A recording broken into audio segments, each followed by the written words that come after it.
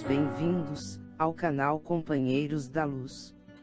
Leitura do livro Nos Domínios da Mediunidade. Coleção A Vida no Mundo Espiritual, obra do Espírito André Luiz, por Chico Xavier. Iniciemos então a leitura do capítulo 8. Psicofonia sonambúlica. Sob a guarda de venerando amigo, que mais se nos afigurava um nume apostolar, pobre espírito dementado, varou o recinto.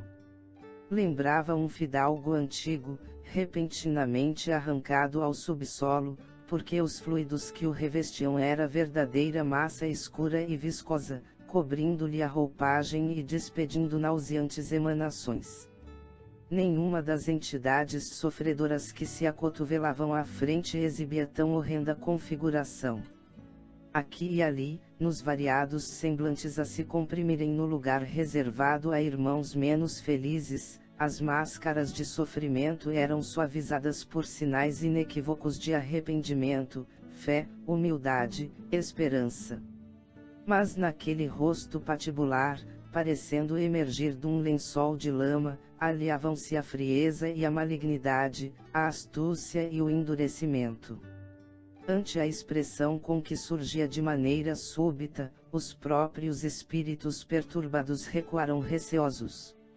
Na mão direita, o estranho recém-chegado trazia um chicote que tentava estalar, ao mesmo tempo que proferia estrepitosas exclamações. Quem me faz chegar até aqui, contra a minha vontade?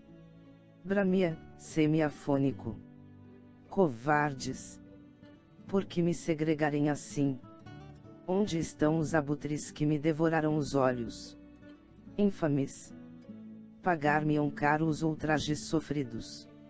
E evidenciando o extremo desequilíbrio mental de que se fazia portador, continuava em rude tom de voz. Quem disse que a malfadada Revolução dos Franceses terá reflexos no Brasil?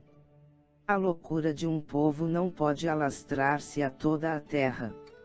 Os privilégios dos nobres são invioláveis.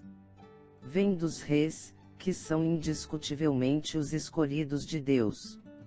Defenderemos nossas prerrogativas, exterminando a propaganda dos rebeldes e regicidas. Venderei meus escravos alfabetizados, nada de panfletos e comentários da rebelião. Como produzir sem o chicote no lombo? Cativos são cativos, senhores são senhores. E todos os fujões e criminosos conhecerão o peso dos meus braços. Matarei sem piedade. 5 troncos de suplício. 5 troncos. Eis aquilo de que necessito para refazer a nossa tranquilidade. Foi um fazendeiro desumano, esclareceu nosso orientador amigo. Desencarnou nos últimos dias do século XVIII, mas ainda conserva a mente estagnada na concha do próprio egoísmo. Nada percebe por enquanto, senão os quadros interiores criados por ele mesmo, constando de escravos, dinheiro e lucros da antiga propriedade rural em que enterrou o pensamento, convertendo-se hoje em vampiro inconsciente de almas reencarnadas, que lhe foram queridas no Brasil colonial.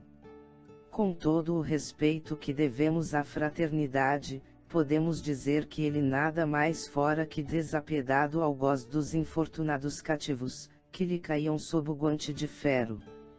Detentor de vastíssimo latifúndio, possuía consigo larga legião de servidores que lhe conheceram, de perto, a tirania e a perversidade.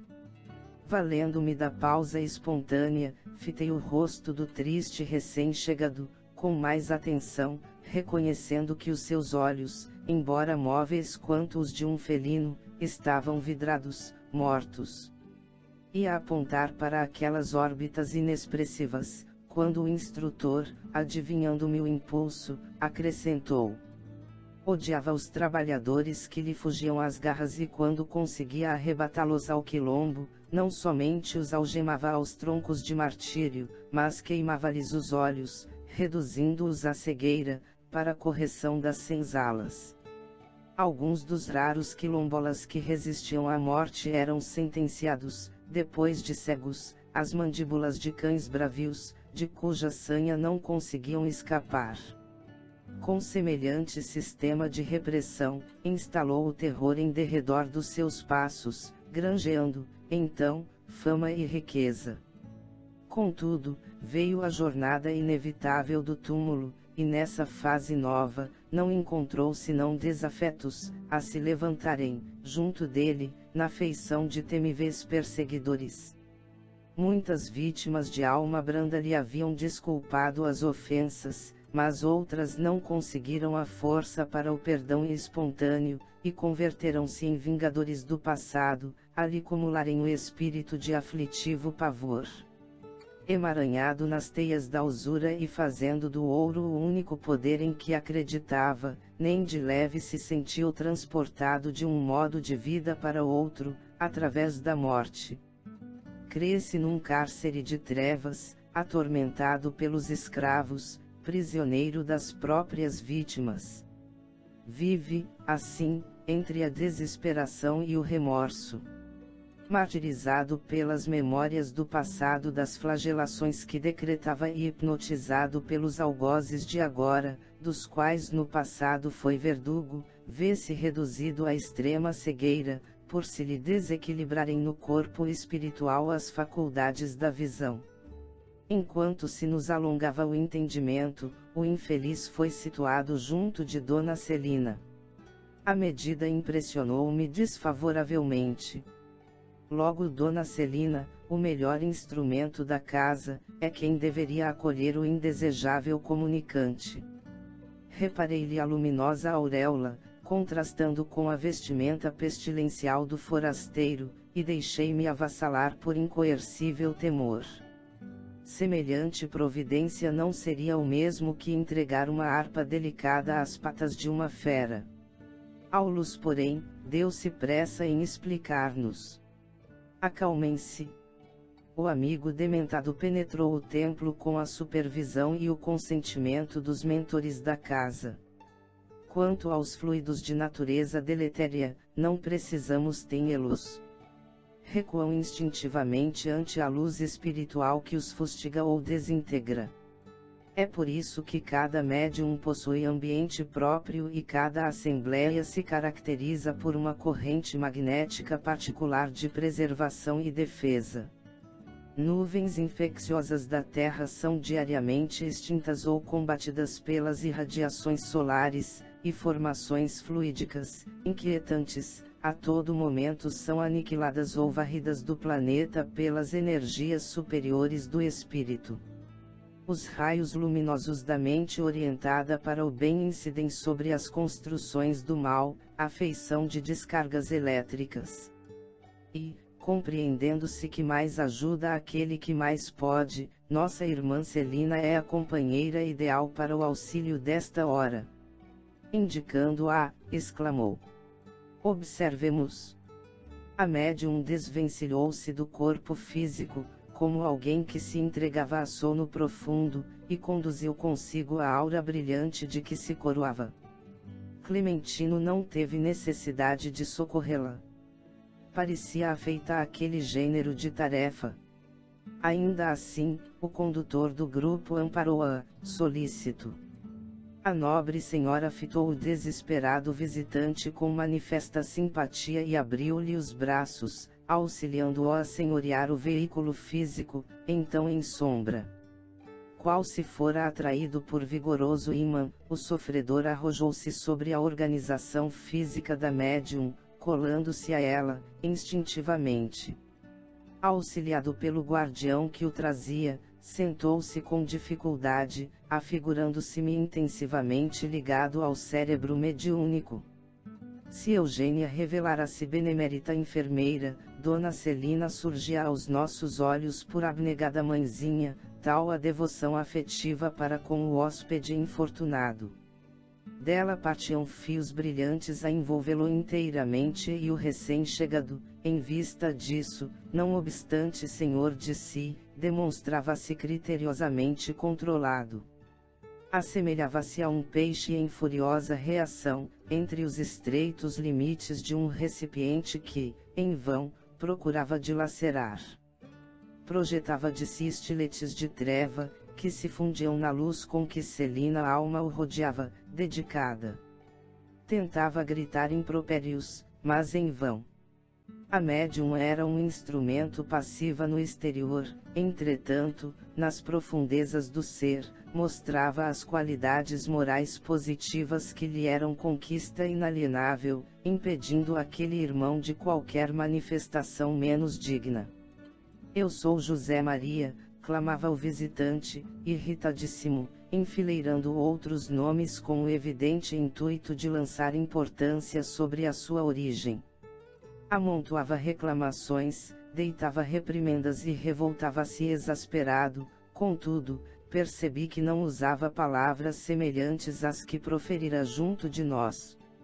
Achava-se como que manietado, vencido, embora prosseguisse rude e áspero. Aparecia tão completamente implantado na organização fisiológica da medianeira, tão espontâneo e tão natural, que não sopitei as perguntas a me escorrerem céleres do pensamento. A mediunidade falante em Celina era diversa. Eugênia e ela se haviam desligado da veste carnal, durante o trabalho. Porque a primeira se mantivera preocupada, qual enfermeira inquieta, enquanto que a segunda parecia devotada tutora do irmão dementado, seguindo-o com cuidados de mãe. Porque numa delas a expectação atormentada e na outra a serena confiança. Desculpando-nos a condição de aprendizes, Aulus passou a esclarecer-nos, enquanto Clementino e Raul Silva amparavam o comunicante, através de orações e frases renovadoras de incentivo ao bem. Celina, explicou bondoso, é sonâmbula perfeita. A psicofonia, em seu caso, se processa sem necessidade de ligação da corrente nervosa do cérebro mediúnico à mente do hóspede que o ocupa. A espontaneidade dela é tamanha na cessão de seus recursos às entidades necessitadas de socorro e carinho, que não tem qualquer dificuldade para desligar-se de maneira automática do campo sensório, perdendo provisoriamente o contato com os centros motores da vida cerebral. Sua posição medianímica é de extrema passividade. Por isso mesmo, revela-se o comunicante mais seguro de si, na exteriorização da própria personalidade. Isso, porém, não indica que a nossa irmã deva estar ausente ou irresponsável.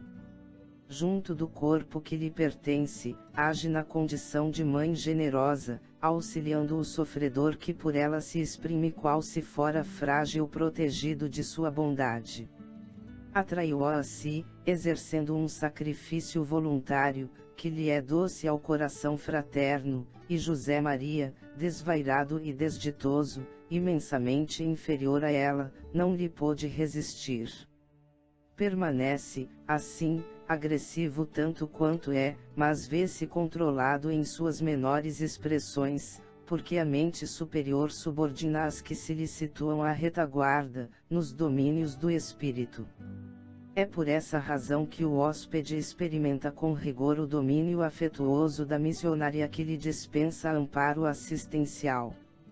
Impelido a obedecer-lhe, recebe-lhe as energias mentais constringentes que o obrigam a sustentar-se em respeitosa atitude, não obstante revoltado como se encontra.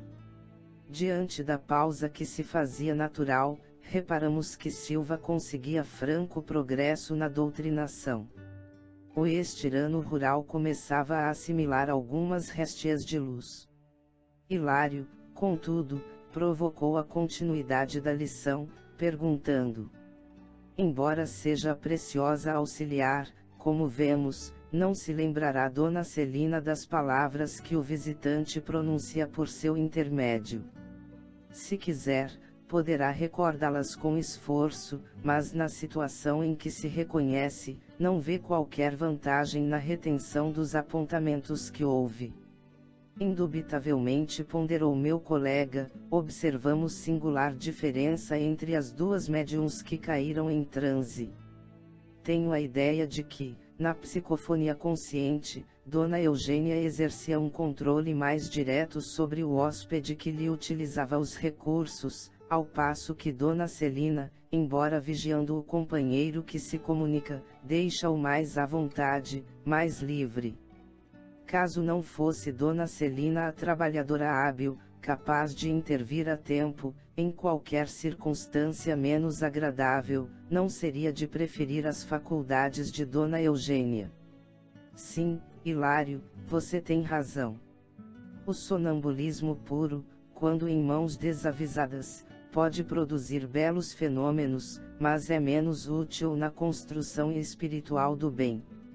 A psicofonia inconsciente, naqueles que não possuem méritos morais suficientes à própria defesa, pode levar à possessão, sempre nociva, e que por isso, apenas se evidencia integral nos obsessos que se renderam às forças vampirizantes. Hilário refletiu um momento e tornou a considerar. Aqui, vemos a médium fora do vaso físico, dominando mentalmente a entidade que lhe é inferior. Mas, e se fosse o contrário? Se tivéssemos aqui uma entidade intelectualmente superior senhoreando mentalmente a médium? Nesse caso, redarguiu o paciente interlocutor, Celina seria naturalmente controlada. Se o comunicante fosse, nessa hipótese, uma inteligência degenerada e perversa, a fiscalização correria por conta dos mentores da casa, e em se tratando de um mensageiro com elevado patrimônio de conhecimento e virtude, a médium apassivar-se-ia com satisfação, porquanto lhe aproveitaria as vantagens da presença, tal como o rio se beneficia com as chuvas que caem do alto. O instrutor ia continuar, mas Clementino solicitou-lhe o concurso para a remoção de José Maria que, algo renovado, principiava a aceitar o serviço da prece, chegando mesmo a atingir a felicidade de chorar. Nosso orientador passou a contribuir na assistência ao visitante, que foi novamente entregue ao amigo paternal que o trazia, a fim de internar-se em organização socorrista distante. Chegamos ao final deste capítulo. Não percam o próximo de número 9. Possessão. Muito obrigado, boa reflexão, que Jesus abençoe a todos.